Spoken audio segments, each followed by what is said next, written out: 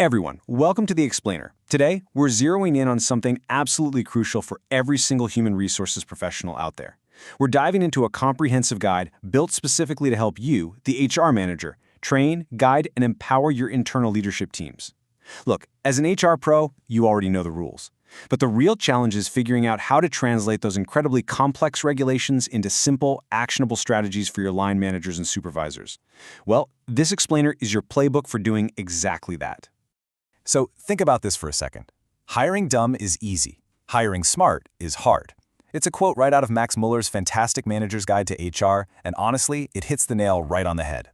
Hiring dumb is basically just dusting off an outdated job description and finding a warm body to fill a chair.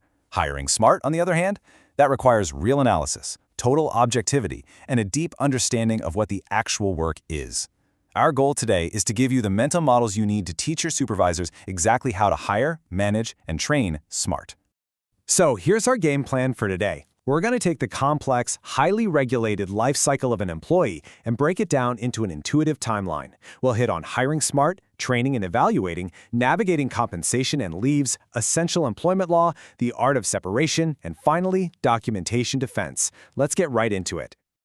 All right, part 1, hiring smart, the foundation. When you're out there training your managers, you really need to drill in that a solid employment relationship doesn't actually start at the interview. It starts with a rock-solid, objective job description. This is exactly where that smart versus dumb hiring comes into play. We have to steer supervisors away from those casual, unstructured chats during interviews. Why? Because casual chats are pretty much a magnet for subjective bias and discrimination claims. You've got to teach them to stick to objective, job-related questions for every single candidate. Like, instead of asking a totally inappropriate question like, "What are you going to do with your kids when you travel?" which is a massive legal liability, by the way, they just need to ask, "Can you travel on business?" It gets to the exact same point, but one is smart and legal, and the other, yeah, not so much. You'll also want to clear up some legal jargon they might occasionally trip over, specifically the BFOQ, or Bona Fide Occupational Qualification.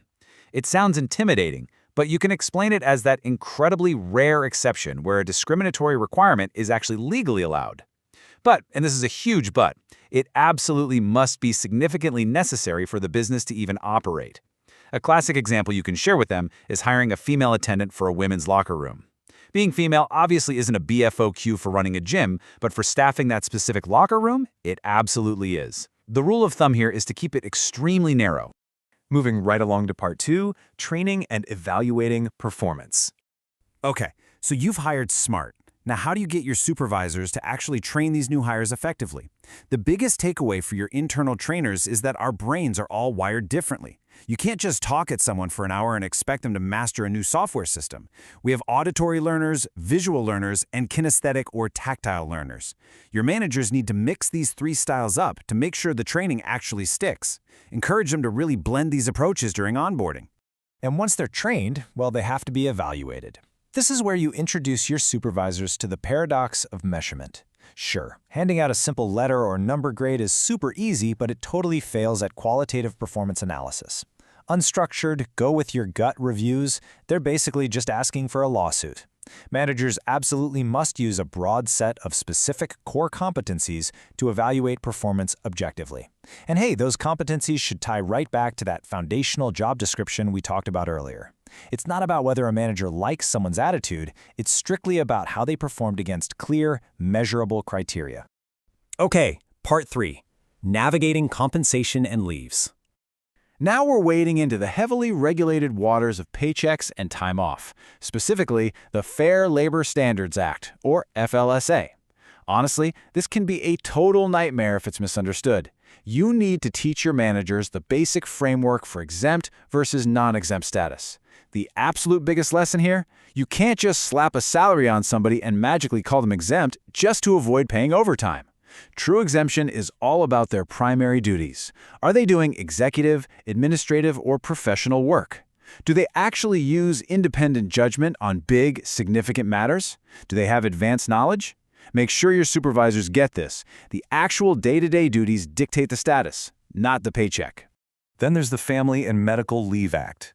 You want to give your line managers a really simple memory hook for this one. They're usually the very first people to hear when an employee needs extended time off for a medical issue. Now, they don't need to be legal experts, but they do need a quick mental checklist to see if someone even qualifies for those 12 weeks of unpaid FMLA leave. It's just 3 things. Have they been here 12 months? Have they clocked 1,250 hours in the last year? And do we have 50 or more employees within a 75-mile radius? If they can just remember those 3 numbers, they can easily triage requests and loop you in at exactly the right time. Which brings us to Part 4, Essential Employment Law Basics. Look, every single supervisor needs to grasp basic federal protections so they don't accidentally put the company at risk. Let's start with the strict boundaries of the Americans with Disabilities Act. This is such a common trap for well-meaning managers who are just trying to figure out if someone can physically handle a demanding job. You have to show them exactly how to ask without crossing a legal line. Before making a job offer, asking something like, "Are you disabled?" or "Have you ever filed for workers' comp?" is a massive no-go, totally unacceptable. What they can ask is, "Can you perform the essential functions of this position, with or without reasonable accommodation?" See the difference? It keeps everything squarely focused on the job itself. Here's another incredibly practical tool for your toolkit. Teach your supervisors the OK4 framework. When some external organization calls up your manager asking for a reference or background check on a former employee, human nature kicks in, right? We want to chat, we want to be helpful, and maybe overshare. But that is so dangerous, and it's a fast track to defamation claims. So give them the simple rule. Only confirm 4 things: dates of employment, the position they held, their final salary, and their rehire eligibility. That is it.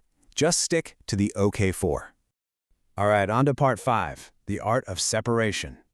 Let's be real. Nobody enjoys firing people, but teaching your supervisors how to properly handle discipline and termination is an absolute must for keeping your company out of hot water.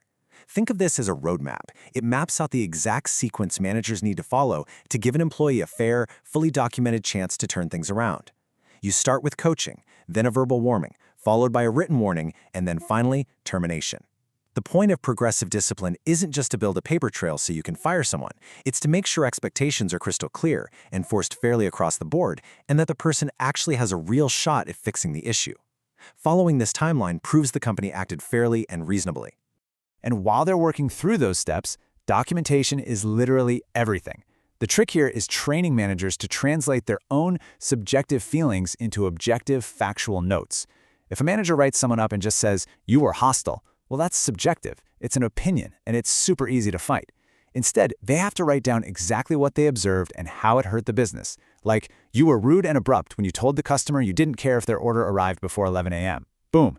That is an objective fact. No arguing with that. Finally, Part 6. Documentation, your best defense.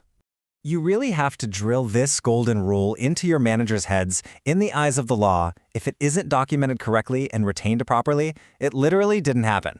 So let's cement the number 1 into their brains. 1 year. That's how long you are legally required to hold on to all employment applications and resumes. And yeah, that includes candidates you didn't even hire. If you put an ad out and get applications, you have to keep those files for a full year to protect yourself against any potential failure to hire discrimination claims. Next up is the number 3. 3 years is the absolute minimum amount of time you have to keep I-9 records after someone's hire date. Well, technically, the rule is 3 years from the hire date or 1 year after they leave, whichever is longer. But honestly, just having them memorize the number 3 is a great safeguard so these crucial documents don't accidentally get tossed into the shredder during a spring cleaning. Speaking of I-9s, you also need to walk your supervisors through the protocol for remote hires. In today's distributed workforce, managers are constantly hiring folks they might never actually meet face-to-face. You've got to remind them that employers must review the original documents. No faxes, no emailed PDFs, none of that. They have to assign an authorized agent, like a notary or even a local attorney, to physically sit down with the new hire, review those original List A or List B and C documents in person, and fill out Section 2 of the form for the company. To wrap up this explainer, I want to leave you with a thought that comes from an old joke in our source material. Sometimes you'll get managers who push back on all this training stuff. They'll say, "Why on earth would I spend all my time training these people? As soon as they're trained, they're just going to leave." But you need to flip that around and ask them, "Okay, but what if you don't train them and they stay?" Think about it. An untrained workforce means terrible morale, a huge drop in productivity, and massive legal risks. So take this simplified playbook, start empowering your management teams right now, and safeguard the future of your organization. Thanks so much for tuning into this explainer, and good luck out there.